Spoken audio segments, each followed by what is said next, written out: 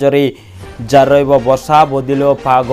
मौसुमी वर्षार विजिब ओडिशा असह्य गरम गुलुगुली भितर राज्य में अनेक जिले में मौसुमी जनित वर्षा किछि जिले में ठाई ठाई करा गरम गुलुगुली अनुभूत होता बेले आज दिन तापमात्रा परिवर्तन बदल भाग कसब आउ 2 ରୁ 3 डिग्री दिन तापमात्रा सेपटे आसंता 20 तारिख जाए राज्य में मेघुआ पाग सो किछि स्थान रे वर्षा अनेक स्थान प्रबल वर्षा एवं नहीं संभावना अच्छी बोली कहते पानीपाग विभाग वर्तमान पाग अनुकूल रही बेले मौसुमी को आगू बढ़ापी 2 दिन मध्य ओडिशा किछि जिले में मौसुमी जनित वर्षा एवं किछि स्थान रे आलुका धरणर वर्षा सहित आउ किछि जिला मानक प्रबल अति प्रबल वर्षा हो पारे तेबे आगामी 7 दिन मध्य राज्य में लगी रही वर्षा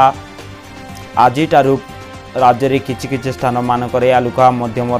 धरणर वर्षा भितर नवरंगपुर कंधमाल कलाहांडी गंजाम गजपति रायगड़ा कोरापुट और मालकानगिरी जिले में प्रबल अति प्रबल वर्षा नहीं सतर्कता जारी कर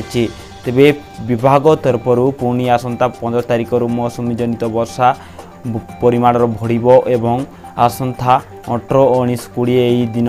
राज्य में विभिन्न जिले में प्रबल वर्षा एबार संभावना अच्छी तेज 18 तारिख बेलकु मयूरभंज देवगढ़ देवु केन्दुझर अनुगुल ढेंकानाल सुंदरगढ़ बौद्ध झारसुगुड़ा प्रबल वर्षा नहीं संभावना